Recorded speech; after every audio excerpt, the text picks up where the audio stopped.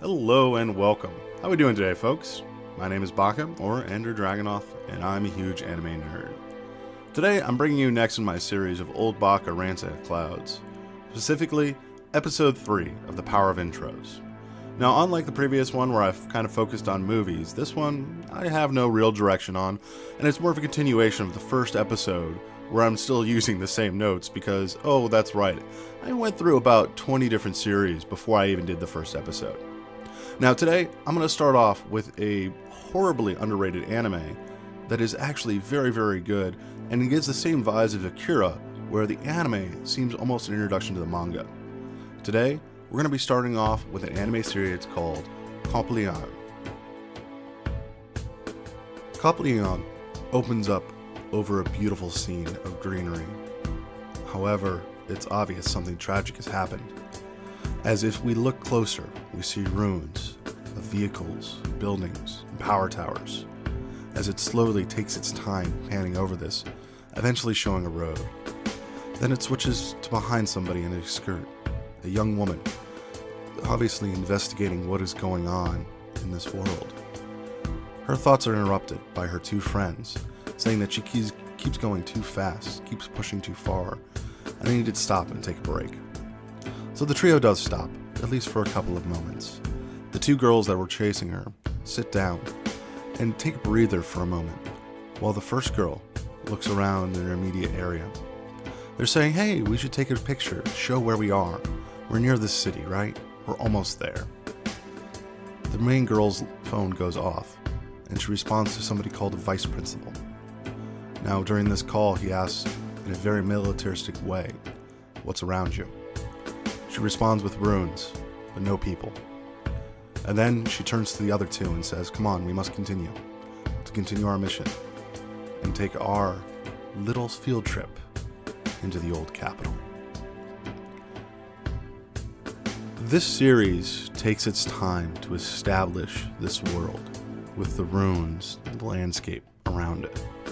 We also get the introduction to our main trio of characters and how they interact with each other, with one pressing on no matter what the cost, no matter what needs to be done to investigate and find out what happened in this old capital of Tokyo.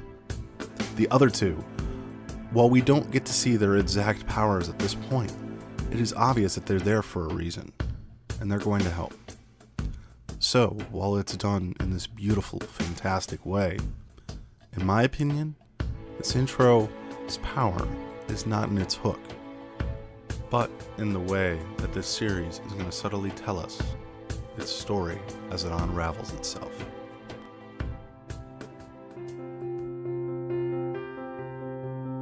In the great words of Monty Python, now for something completely different. Going from the serious tone of Copley Odd to, in all honesty, a bad harem anime known as Harem Romance. The scene is set with a man and an overlay of a horse over a speech about how fate can connect us all. The camera pans down over a jousting field with pink sakura blossoms. We get to see a joust between two knights fighting back and forth, going and hitting each other. There are points given on each side. At this point, it switches back to the perspective of the man on the hill, showing a city where an academy lies, where jousting is everything. Switches back to the joust again, as once more the two compatriots clash. And one, while not injured, definitely took a beating. She raises her mask, showing off a female face, and her opponent comes up to check on her and make sure she's okay. And we see that, again, the other competitor is female as well. Now, at this point, we hear a horse rearing in the background, and then running off. And we go through several different characters that may or may not be important later on, because again, this is a harem anime. And then finally, we get a scene of a lady with pink hair on the middle of a road being charged down by that wild horse. Well, I'll be 100% honest, and I'm literally having to fight back laughter between every take of this that I'm doing. This anime does actually a very great job with an intro. It helps establish the world and the city that we are currently going to be working in, along with several of our different characters and their attitudes and appearances, just through subtle uses of camera work. So, while I would never, ever recommend this series for anybody to ever watch seriously, there are some positive points.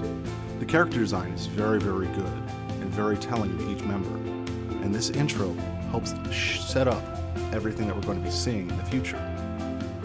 However, please do yourself a favor, don't watch this series.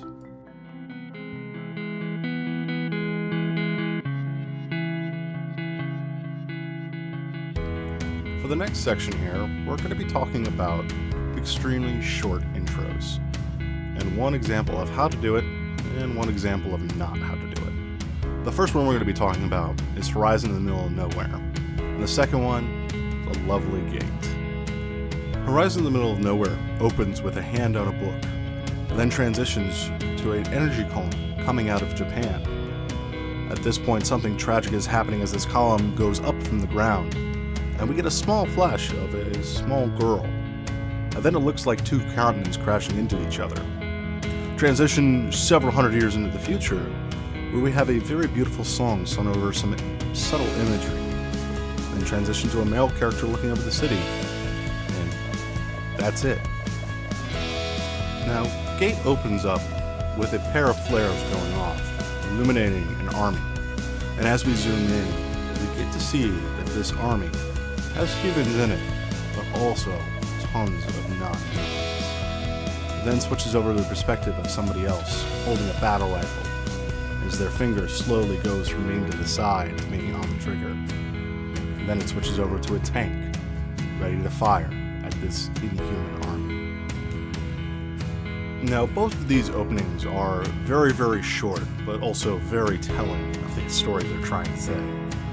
Horizon is literally a case of much ado about nothing, a great Shakespeare play where you have characters doing roles for things and reasons, and who the hell even knows what's going on in the background? Who cares?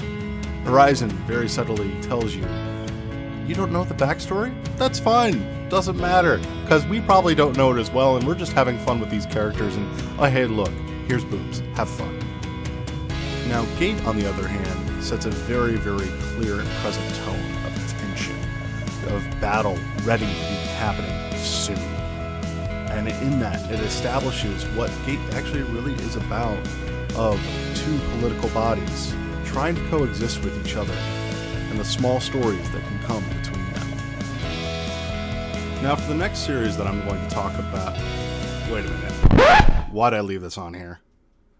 Why in the world is Testament of New Sister Devil still... Wait, no, hold on. No. That's 15 minutes before the title drops, and all it is them talking, setting up a goddamn harem scene, and that's it. No, I'm done. I'm out. No. Now, in all seriousness, the next series we're actually going to talk about here is Girls und Panzer.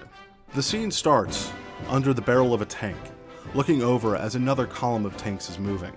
Two characters talking about what they are, which tanks, and how they interact with each other. After they notice what it is, they move back to their own tank. They get in, the engine starts to rumble, and the tank turns, showing four other tanks that are obviously teammates, each one very personal, ranging from solid gold to join our volleyball team on the side. After this, they move down a canyon. The tank that we're following ends up passing all the other tanks as it slowly looks left and right, and gets an encouraging wave as they're passing one of them. After this, the tank does a full circle of its turret, stops facing forward, and the 5 members of our hero tank all pop their heads out, talking with each other about their plans. At this point, a plan is set into action, and the 4 team tanks move off on their own, while our main tank apparently stops and turns around. We then switch to the other tanks that we saw earlier that were being scouted, as an explosion goes off nearby one of them. It turns and sees our hero tank, and the entire column starts moving towards them.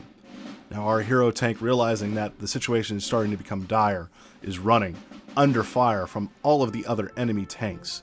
And then finally, a subtle shot is heard, and we get a zoom in on the commander's face, as that shot rings out, hoping that it's not the worst.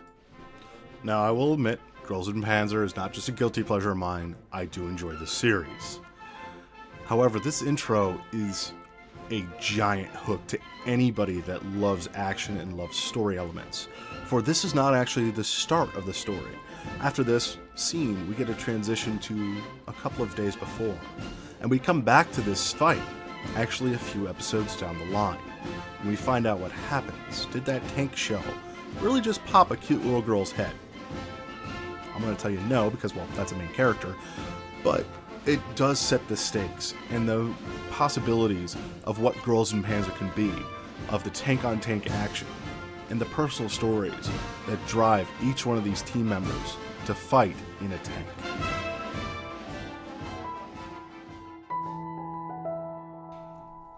Five more intros, 5 different ways of doing things.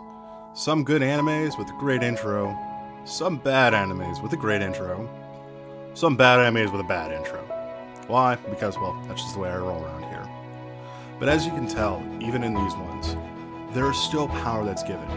Even in the ones like Harem Romance, where the anime itself is not good, not subtle, nothing about it. It still takes the time, though, in that intro to set its world up right, as opposed to Horizon, where it kind of goes, hey, we don't know what's going on, you don't know what's going on? Okay, cool, awesome, we're all good, right? Okay, cool, let's move on, let's tell our story anew, hey, look. Yeah, it's that type of series. Versus other ones like Girls in Panzer, where we get that starting action of tension and fighting the same way that we do in Gate. Or just the subtle beauty that we got to see in Copley Odd, of the world that has come to disaster and is starting to recover. All of these intros are fun and interesting in their own way, and also maybe we can learn from. Now, this is going to be the temporary pause of the power of intros, mainly because I want to shift gears, and instead of looking at the start of shows, we're going to start looking at the end of shows. So the next one that we're going to be seeing of old Baka Rants at Clouds is going to be about conclusions, and how certain anime series end their series very, very well, and other ones just kind of flop on the ground like a fish. Now, if that is something that does interest you, I do encourage you to subscribe. I am also getting more feedback and like more feedback, so feel free to like, comment, and subscribe again. Again, I just have the Patreon page if you are looking to support me in any way. Basically, any money that I get from Patreon is going to be going directly into either supporting me here on YouTube or through Twitch. It is all appreciated, but I don't require it from anybody. But all I can ask is to help grow both my YouTube channel and my Twitch channel, because one day, hey, I might be doing this for a living. Anyway, thank you again for all your time and patience. Stay safe out there.